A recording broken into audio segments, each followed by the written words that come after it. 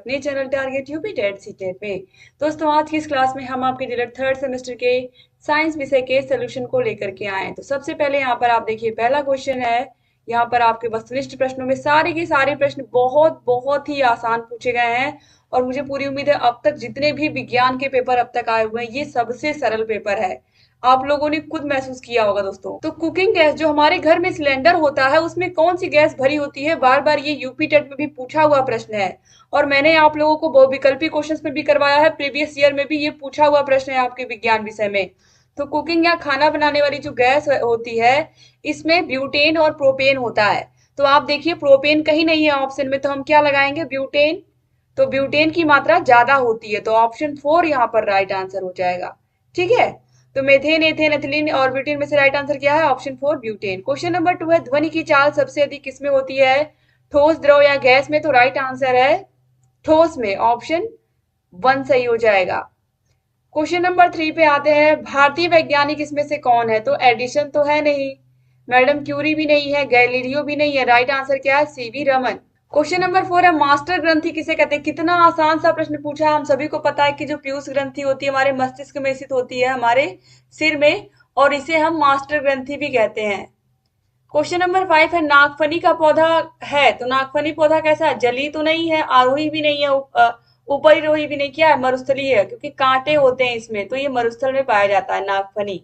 यहाँ पर देखिए अति लघु उत्तरीय प्रश्न दिए हुए हैं। अति लघु उत्तरीय प्रश्नों में क्वेश्चन नंबर 6 पूछ रहा, ध्वनि की आवृत्ति किसे कहते हैं। तो हम सभी को पता है कि प्रति सेकंड किए गए कंपनों की संख्या को ही हम क्या कहते हैं, आवृत्ति कहते हैं। आवृत्ति n is equal to 1/t के होता है, हम सभी को ये बात पता है। इसके बाद क्वेश्चन नंबर 7 है, हाइपर मेटोपिया को स्पष्ट कीजिए। हाइपर मेटोपिया क्या है। दोस्तों जो हाइपरमेटोपिया होता है इसमें व्यक्ति दूर की चीजों को आसानी से देख पाता है लेकिन उसे पास की वस्तु धुंधली दिखती है या देखने में परेशानी होती है। हाइपरमेटोपिया में वस्तु का प्रतिबिंब रेटिना पर न बनकर रेटिना से दूर जाकर के बनता है, इसीलिए जो दूर की चीजें हैं वो तो दिखाई देती हैं लेकिन पास की चीजें नहीं दिखाई देती हैं, तो यही होता है इसमें। इसके बाद क्वेश्चन नंबर 8 है, काजीरंगा राष्ट्रीय उद्यान कहाँ स्थित है। तो हम सभी को पता है कि ये कहाँ है, ये असम में स्थित है और यहाँ पर ये किस जंतु के लिए प्रसिद्ध है, एक सींग वाले गैंडे के लिए। इसके अलावा दोस्तों दुनिया के 2/3 गैंडे यहीं पर रहते हैं, काजीरंगा राष्ट्रीय उद्यान में ही रहते हैं। इसके बाद क्वेश्चन नंबर 9 है, मधुमेह रोगी के किन्हीं 4 लक्षणों का उल्लेख करिए। बहुत ही आसान सा प्रश्न पूछा है दोस्तों। तो देखिए जो मधुमेह रोगी होते हैं इनका सबसे पहला लक्षण है कि इन्हें कमजोरी महसूस होती है। इसके अलावा दोस्तों जो नजर है वो बहुत धुंधली होने लगती है, धीरे दिखाई कम देने लगता है। इसके अलावा प्यास बहुत लगती है, प्यास लगने की वजह से पेशाब बहुत लगता है इनको, ये सब लक्षण हैं। तो बस यही सब आपको लिखना था, बढ़ी हुई प्यास, पेशाब, भूख में वृद्धि, धुंधली दृष्टि, पैरों और हाथों में सुन्नता भी होती है, झुंझुनी भी आती है। तो यही सब आपको लिखना था कि कुल 4 ही यहाँ पर पूछा था। क्वेश्चन नंबर 10 है, खनिज क्या है। तो दोस्तों जो खनिज है, खनिज वे प्राकृतिक पदार्थ हैं जो भूगर्भ से खनन क्रिया द्वारा या खोद करके बाहर निकाले जाते हैं।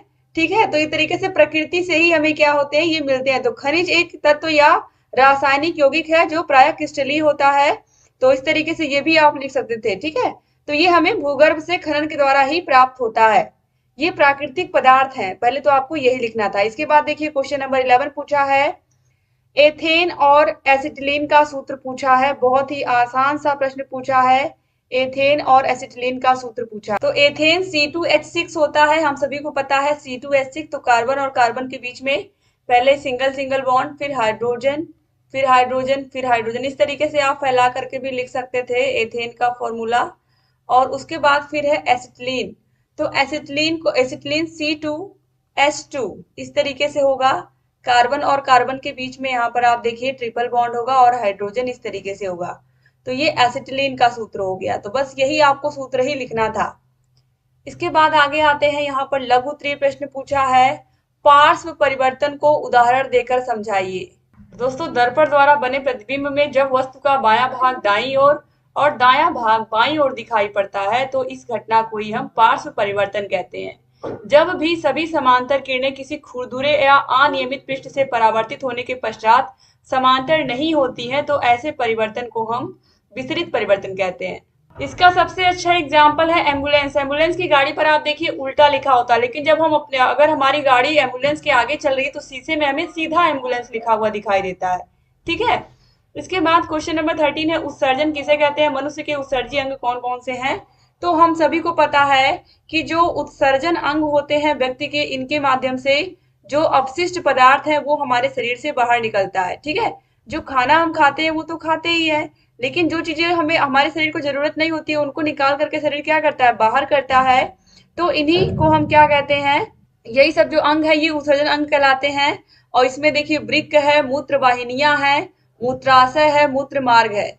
यही सब क्या है? मनुष्य के उत्सर्जी अंग है। कभी कभी चित्र भी पूछ लेता है उत्सर्जी अंग का, ये भी मैंने बनवाया है क्लास में। परावर्तन किसे कहते हैं? प्रकाश के परावर्तन के नियम लिखिए। क्वेश्चन नंबर 14 पूछ रहा है। दोस्तों, जब प्रकाश की किरण किसी दूसरे माध्यम की सतह से टकराकर वापस उसी माध्यम में आती है तो इस घटना को हम प्रकाश का परावर्तन कहते हैं। ठीक है। तो जब कोई किरण किसी सतह पर आपतित होकर पुनः उसी माध्यम में वापस चली जाती है, यानी कि जैसे ये हमारा वायु है। ठीक है। हमारे आसपास वायुमंडल होता है, कोई किरण आई सूरज की टकरा करके फिर ये उतना ही कोण बनाते हुए वापस चली गई, तो ये परावर्तन की घटना हो गई।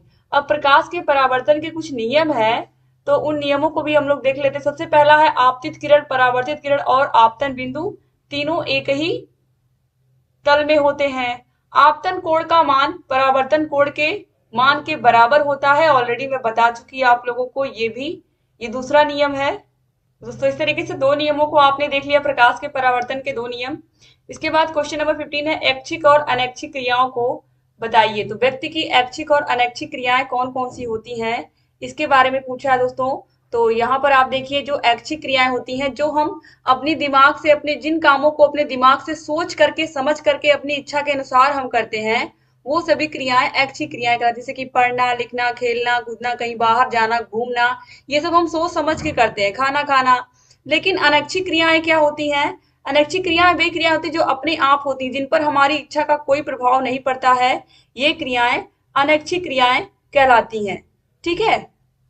जैसे कि हम ये कोई गर्म वस्तु है, हमें ये नहीं याद है कि इसको छूने पर हम जल जाएंगे। ठीक है।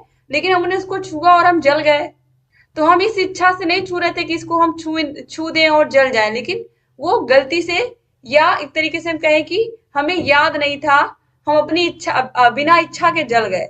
ऐसे ही जो प्यास है, भूख है, एक सीमित समय पर हमें लगी जाता है। हमें ना चाहते हुए भी भूख प्यास लगती है, ना चाहते हुए भी हमें फ्रेश होना ही पड़ता है, ना चाहते हुए बहुत सारी चीजें हमें करनी पड़ती हैं हमारे शरीर की। ठीक है। तो इसके बाद क्वेश्चन नंबर 16 पूछा है, सुगर चारकोल क्या है? देखिए, सुगर चारकोल के विषय में भी पूछा दोस्तों। आपका पेपर जो है ये बहुत ही अच्छा बनाया है। तो सुगर चारकोल कार्बन का अक्रिस्टलीय अपर रूप है। इसे चीनी पर सांद्र गंधक के अम्ल की क्रिया द्वारा बनाया जाता है। गंधक का अम्ल चीनी से जल को अवशोषित कर लेता है तथा कार्बन शेष रह जाता है। ठीक है। तो सुगर चारकोल मुख्य रूप से अपचायक के रूप में प्रयुक्त होता है। तो यहाँ पर आप देखिए इस तरीके से जो चीनी होता है C12H22O11, तो यहाँ पर आप देखिए जब सांद्र गंधक के अम्ल की क्रिया द्वारा ये बनाया जाता है तो H2SO4 यहाँ पर हो जाएगा, और यहाँ पर 12C+11H2O हमें प्राप्त होगा। तो ये यहाँ पर सुगर चारकोल, इस तरीके से इसके बारे में आपको लिखना था। इसके बाद क्वेश्चन नंबर 17 है, खाद्य संरक्षण से आप क्या समझते हैं? तो जो संरक्षण है या परिरक्षण है, खाद्यों का परिरक्षण है, यह परिरक्षण वह प्रक्रिया होती है जिसके द्वारा भोज्य पदार्थों को लंबे समय तक हम ताजा और सुरक्षित रख सकते हैं। इसमें भोजन को बिना गुणवत्ता और पौष्टिकता कम किए सुरक्षित रखा जा सकता है। जैसे कि हमारे घरों में फ्रिज होता है। ठीक है। हम जो पैकेट वाला दूध है वो भी क्या तरीके से संरक्षित किया हुआ ही दूध होता है जो हमारे घरों में आता है, जो हम यूज करते हैं। ठीक है। ऐसे ही ब्रेड होता है, ऐसे बहुत सारी चीजें हैं जो मार्केट से हम लाते हैं जो संरक्षित होती हैं। जो ब्रेड हम खाते हैं, चॉकलेट हम खाते हैं, इन सभी को खाद्य संरक्षण की क्रिया के द्वारा ही हम क्या करते हैं? संरक्षित रखते हैं लंबे समय तक। इसके बाद क्वेश्चन नंबर 11 है, हाइड्रोकार्बन क्या होते हैं? इनके प्रकारों को उदाहरण से समझाइए। अभी आपने एथेन और एसिटिलीन का सूत्र देखा है। तो जो हाइड्रोकार्बन होते हैं ये हाइड्रोजन और कार्बन से मिलकर के बने होते हैं, और इनका अगर इनके प्रकारों की बात करें तो हम ये संतृप्त और असंतृप्त हाइड्रोकार्बन होते हैं। संतृप्त हाइड्रोकार्बन में कार्बन और कार्बन के बीच में सिंगल बॉन्ड होता है, जबकि असंतृप्त में कार्बन और कार्बन के बीच में डबल बॉन्ड या ट्रिपल बॉन्ड पाया जाता है। ठीक है, तो यहाँ पर आपको जो संतृप्त हाइड्रोकार्बन है इसमें आपको मेथेन और एथेन का फॉर्मूला लिखना था, और CH4 और C2H6 ये आपको लिखना था, मेथेन और एथेन। और जो असंतृप्त हाइड्रोकार्बन है इसमें एथिलीन और एसिटिलीन आपको लिखना था। ठीक है, तो बस यही आपको करना था, ये एसिटिलीन का फॉर्मूला हो गया। तो बस इतना आपको दोस्तों बताना था, और इस तरीके से यहाँ पर पूरा का पूरा जो आपका पेपर है वो सॉल्व होता है।